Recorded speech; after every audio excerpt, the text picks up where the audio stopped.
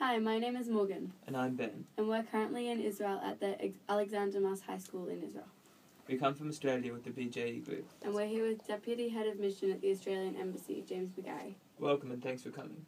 Thanks very much for having me. Tell us a bit about yourself. Sure. So I arrived in Israel at the end of July, right in the middle of Operation Protective Edge, which was a very exciting way to begin a posting.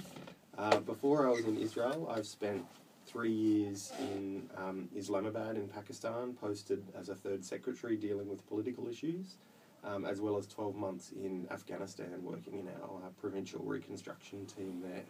So Israel's definitely a step up in terms of luxury of posting, but it's a fascinating place and lots of really good people, so I'm already enjoying my time here. So did you always want to work in politics, or if not, what did you want to do when you were our age? When I was your age, actually, I always wanted to be a lawyer. I'd read lots of good books about, people arguing very exciting cases in court, and I thought that's something that sounded very interesting. As soon as I started law school at university, I decided I didn't want to be a lawyer. It was the most boring thing I'd ever done. No offence to any lawyers out there. But at university, I also started travelling a lot and studying politics, and I thought it would be great to have a job where I could work on politics but also travel. So I thought foreign affairs was the perfect job for me. So was Israel always a place you wanted to work? I hadn't thought about it until in 2011, back in Canberra. I started working on Israel and the Palestinian territories. I travelled here a few times for work and realised what a great place it was, what a great location, wonderful people, but also fascinating politics. So ever since 2007, I've wanted this job, and luckily for me, my number came up. What sorts of work have you done on the Israel and Palestinian territories issues? Well, it's been a hectic time since I arrived, as a lot of people would know. When I first arrived, there was a lot of work on Gaza issues. After that, of course, there were UN peacekeepers who were kidnapped up on the border with Syria. So we did a fair bit of work on that issue, monitoring that. And now, of course, we're into elections. So everyone always says to me, it's never boring in Israel. So I think my 3 years will be going from big issue to big issue, I suspect. Do you think your experiences in Pakistan and Afghanistan have influenced your current role in Israel? I think so. I think I'm very... in situations where some people might perceive some security issues or be concerned about their own security, I think I've had a lot more experience dealing with difficult environments, so that I think serves me well here. But I think the most important thing is, because of the limitations of what we could do in places like Pakistan and Afghanistan, for example, very difficult to travel, very difficult to socialise, to experience the country. I think that's given me an appreciation for being in somewhere like Israel, where it's easy to get out and meet people and go to restaurants and visit tourist attractions and actually learn about the country. So I think I appreciate that freedom much more in somewhere like Israel after being in Pakistan and Afghanistan. So where have you most enjoyed working in your career? Would you rather Australia or here or somewhere else? It's not a secret that for most foreign service people, they much prefer working overseas than they do back in Canberra. I mean, you guys are from Australia and you probably think Canberra's quite boring. And, of course, a lot of people in Canberra also think Canberra's quite boring. I don't mind Canberra personally, but the work overseas is always much more interesting for a foreign service officer. So I always prefer to be overseas than in Canberra, and I think overseas I always want to make sure I'm in a country that has really interesting political developments, because this is what interests me. So I try to make sure I only apply for positions where there are these interesting political situations. Growing up in Australia, how do you think Israel was perceived by you and by the general public? And did the media influence your view of Israel a lot? Yeah, that's a good question. I didn't know much about Israel when I was at high school. I think the vast majority of what I knew about Israel was, of course, from the news, and really the news naturally focuses on conflict. I think this isn't a controversial thing to say. And so, therefore, a lot of people see Israel simply through the lens of conflict.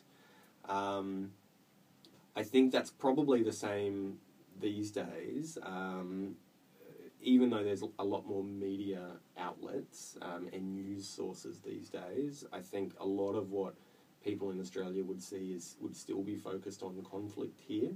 Part of our job as an embassy, I think, is to try and get beyond that and to try and communicate back to our government and back to Australia that there's so much more to life in Israel than conflict with neighbouring countries, than domestic political upheaval, that there's a lot more going on under the surface.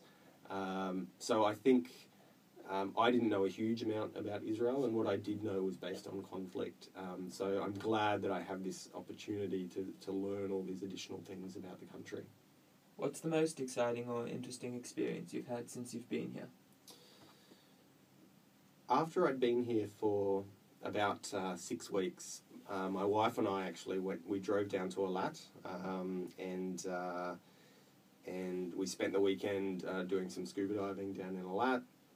And as we were driving back up, we were driving through the Negev desert, which was beautiful, spectacular, great colours, very stark landscape. It was beautiful. And we were driving along this deserted road and had some music on, and we were talking. And all of a sudden I heard this low rumble from behind the car, and I thought, I wonder what that is. I wonder if I've got a flat tyre or something. So we were driving along near the Ramon crater, and all of a sudden these 4 fighter jets screamed over the top of the car, very low, very loud, making the windows of the car shake, and they were, sort of manoeuvring in the air and running some kind of training mission, I think. And I just thought, you never see this in Australia, and it's one of those really fascinating, interesting things about Israel as a country where all of this occurs in such a small place, and to be driving along in this beautiful wilderness, and then all of a sudden there's these sort of amazing military machines overhead. So that was sort of one very clear example, I think, of just all the different elements of Israeli life that come together in a very close geographic space. What's your favourite food, and has that changed since you arrived in Israel? Favourite food, that's a good question. Definitely something my mum cooks. I have to say that in case my mum listens to this interview. And of course my wife too. Now I'm going to be in trouble with someone, I suspect. I think I've always really loved Middle Eastern food, whether it's Turkish food or Lebanese food or Israeli food. There's a lot of similarities, even though I know people argue about who first invented falafel and all those things. But there are a lot of similarities. So I've always really liked Middle Eastern food. And I think even yesterday I was in the Carmel market in Tel Aviv doing a bit of shopping, and we stopped and had this great falafel pita for lunch with some great hummus and some nice spicy sauce.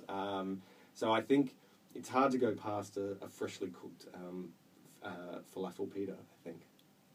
Have your degrees in laws and arts helped much in your political career, and how so?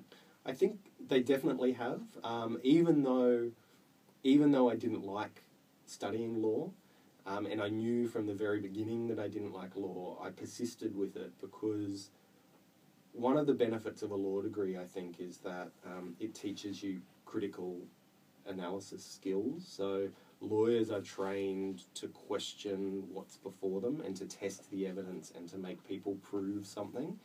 Part of our job in sending analysis back to Australia for our government is to write analysis that withstands those sorts of questions, to make sure that we have a defensible position and a defensible argument when we analyse what's going on in Israel. So I think training as a lawyer helps that critical analysis, those critical analysis skills.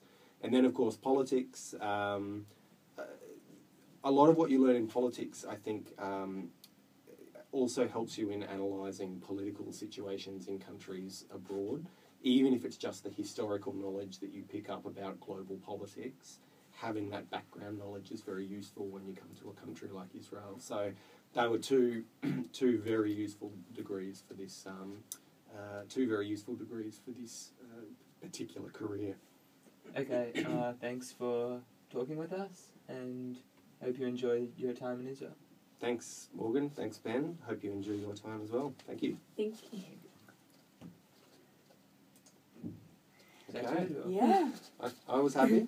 Were you happy? Yeah. Yeah, that was great.